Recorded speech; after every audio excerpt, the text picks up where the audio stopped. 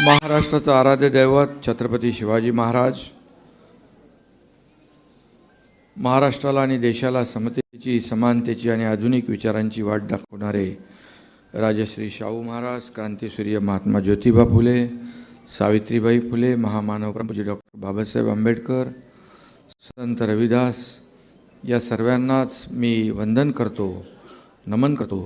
आणि आजच्या सामाजिक न्याय विभाग पुरस्काराला उपस्थित राज्याचे लोकप्रिय मुख्यमंत्री देवेंद्र फडणवीस साहेब, आपले सामाजिक न्याय मंत्री संजय शिरसाटजी, रोजगार हमी फलोत्पादन मंत्री भरत गोगावलेजी, जलसंधारण मंत्री संजय राठोड, हर्षदीप कांबळेजी, श्रीयुत आयुक्त पुरी सतीश टागोर, सर्व मान्यवर आणि ज्यांना पुरस्काराने सन्मानित केलं जाईल ते सर्व गौरवमूर्ती, बांधव भगिनी आणि पत्रकार मित्रांनो, खरं म्हणजे आज सामाजिक व विशेष न्याय विभागाने आज महनीय व्यक्तीच्या नावाचा पुरस्कार 16 या ठिकाणी आयोजित केलेला आहे।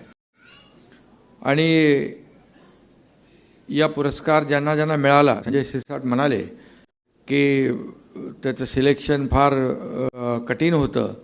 ज्यांना पुरस्कार मिळाला त्यांचं मी मनापासून अभिनंदन करतो। ज्यांना मिळालं नाही त्यांना पुढच्या वेळेस मिळेल नक्की। आणि खरं म्हणजे आता ज्यांना पुरस्कार मिळणार आहे, खऱ्या अर्थाने त्यांची जबाबदारी आणखी वाढणार आहे। त्यामुळे समाजामध्ये चांगलं काम करणाऱ्यांची संख्या वाढली की समाजामध्ये देखील चांगलं काम होतं, लोकांच्या अडचणी सुटतात, लोकांना मदत होते।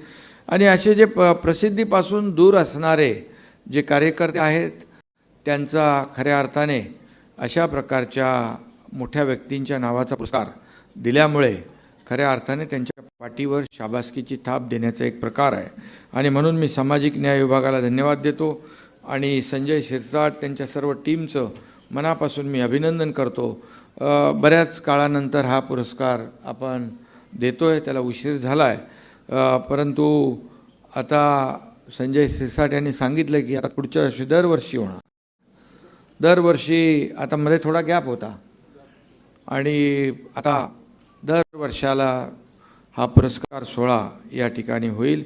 या पुरस्काराची टॅगलाईनच आहे सन्मान कार्याचा गौरव महाराष्ट्राचा। हे केवळ बोधवाक्य नाही तर यावरून राज्य शासनाची सामाजिक बांधिलकी जी आहे ती देखील या ठिकाणी आपल्याला त्याची प्रचिती येते आहे। साहित्यरत्न लोकशाहीर अण्णाभाऊ साठे यांच्या नावाचा पुरस्कार आहे, पद्मश्री दादासाहेब गायकवाड यांच्या स्मरणार्थ पुरस्कार आहे।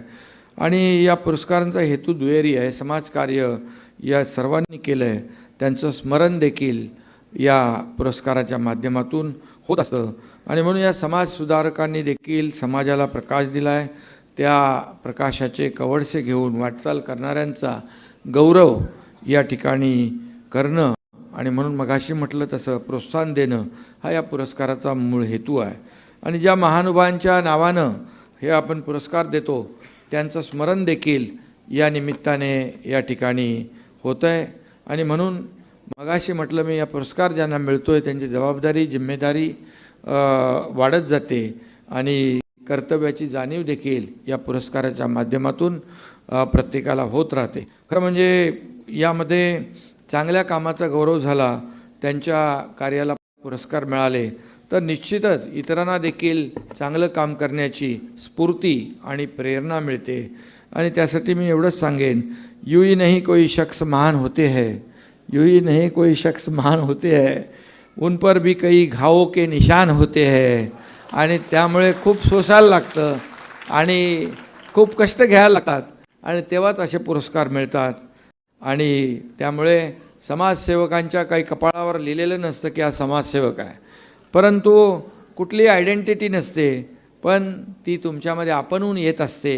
आणि ज्यांना पुरस्कार मिळणार आहे त्यांनी त्यांचं कार्य पुरस्कारासाठी केलेलं नसतं, ते आयुष्यभर काहीतरी करावं, लोकांसाठी करावं, दुसऱ्यासाठी करावं, स्वतःसाठी तर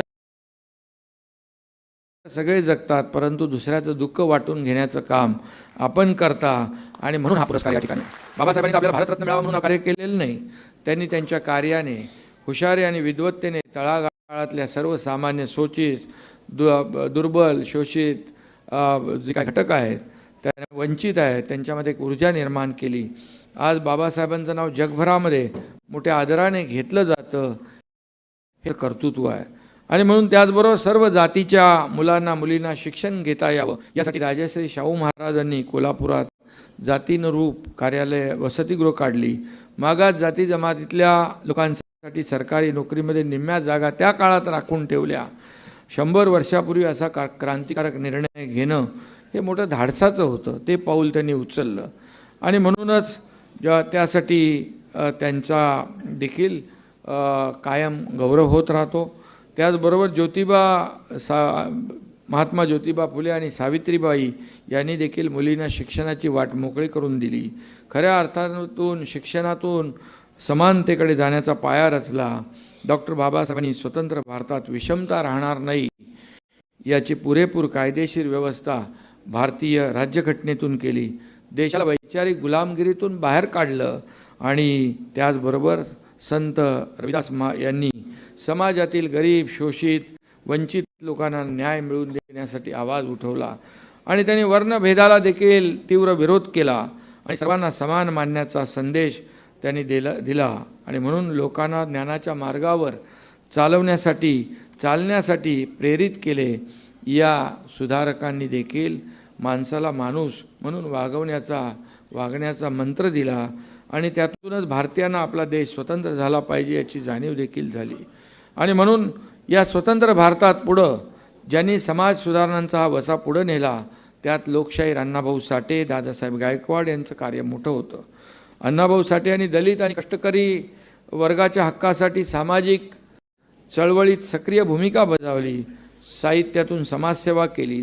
दलित साहित्याचं ते जनक होते आणि सोप्या आणि सरळ भाषेमध्ये लिहिल्यामुळे सामान्य लोकांना त्यांचं साहित्य उलगडलं, त्यांच्या ज्ञानात भर पडली आणि म्हणूनच त्यांच्या नावाने आपण आपल्या सरकारने विकास महामंडळाची देखील स्थापना केली. आम्ही महायुतीच्या मागच्या काळात अनेक मोठे जे कर्तृत्ववान महापुरुष होते त्यांच्या नावाची मंडळं केली, त्या माध्यमातून महामंडळं केली, त्या माध्यमातून सर्वसामान्य लोकांना न्याय देण्यासाठी आपण जो प्रयत्न केला हे देखील आपल्याला माहीत आहे.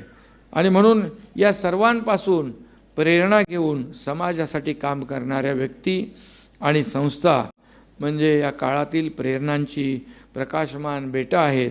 त्यांच्या कार्यातून अनेकांना स्फूर्ती या ठिकाणी मिळते आणि म्हणून एका दिव्याने दुसऱ्या दिव्याची वात पेटावी तसे हे कार्य पुढे जात राहते.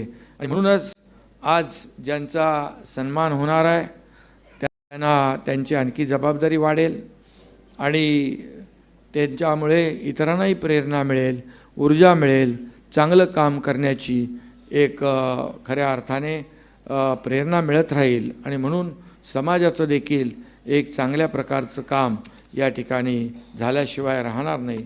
आणि म्हणूनच आपला महाराष्ट्र देखील सर्व आघाड्यांवर पुढे आहे. अनेक विकासाचे प्रकल्प पुढे नेले. जेव्हा देवेंद्रजींनी काही योजना सुरू केल्या, जेव्हा ते मुख्यमंत्री होते त्यावेळेस काही प्रकल्प पुढे नेले. आज मधल्या काळामध्ये ते प्रकल्प थांबले होते, योजनाही थांबल्या होत्या. जेव्हा मी मुख्यमंत्री झालो त्याला पुन्हा चालना दिली आणि काही प्रकल्प देवेंद्रजींच्या काळात भूमिपूजन झालं, त्यांच्या मुख्यमंत्री पदाच्या काळात त्याची उद्घाटनही आम्ही करू शकलो, लोकार्पणही करू शकलो. अनेक योजना आम्ही लाडक्या बहिणींसारख्या केल्या आणि या अशा योजना या ठिकाणी विकासाला पुढे नेण्यासाठी, समाजाला मुख्य प्रवाहात आणण्यासाठी या ठिकाणी आम्ही पुढे सुरू केल्या. दिव्यांग मुलांसाठी, दिव्यांगांसाठी देखील आपण दिव्यांग कल्याण विभाग, स्वतंत्र विभाग करणार हे महाराष्ट्र पहिलं आहे. आणि म्हणून सर्वसामान्य लोकांना, शोषित, पीडित, दलित, वंचित सगळे जे लोक आहेत त्यांना पुढं आणण्याचं काम आपल्या सरकारने केलेलं आहे. आता देवेंद्रजींच्या नेतृत्वाखाली आमची टीम काम करते आहे आणि आपल्याला एवढंच सांगतो की ज्या योजना आम्ही सुरू केल्या, लाडक्या बहिणीच्याबद्दल खूप लोक मध्ये चर्चा करत असतात, मीडियामध्ये देखील चर्चा होते आहे आणि लाडक्या बहिणींना देखील मी सांगू इच्छितो, इथं मुख्यमंत्री स्वतः उपस्थित आहेत. लाडकी बहीण योजना जी आम्ही सुरू केली आहे ती कधी बंद होणार नाही. शेवटी ज्या योजना आम्ही केलेल्या आहेत, जे निर्णय आम्ही घेतलेत, ते टप्प्याटप्प्याने आम्ही पुढे नेऊ. प्रिंटिंग मिस्टेक म्हणणारं आमचं सरकार नाही. सरकार आलं की योजना विसरले असं आम्ही करत नाही. कारण शेवटी आपले महाराष्ट्र राज्य जे आहे हे प्रगत राज्य आहे. आज महाराष्ट्र आपल्या विकासामध्ये पहिल्या नंबरवर आहे, परदेशी गुंतवणुकीत पहिल्या नंबरवर आहे, अनेक क्षेत्रामध्ये पहिल्या नंबरवर आहे. आज आदरणीय देशाचे प्रधानमंत्री मोदी देखील आपल्याला पाहत आहे, गरीब शोषित वंचित लोकांना पुढे आणण्याचं काम करतात. काँग्रेसच्या काळात गरिबी हटाव गरिबी हटाव गरिबी हटाव म्हणायचे, पण गरिबी हटली नाही, गरीब हटला. परंतु मोदीजींच्या काळात या ठिकाणी 30 कोटी जनता दारिद्र्य रेषेच्या वर आली. आज 80 कोटी जनतेला आज पोटाला अन्नधान्य देण्याचं काम मोदीजी करतात. सर्वांना घरं आज आपल्या मोदीजींच्या एनडीएच्या सरकारमध्ये सुरू झाले.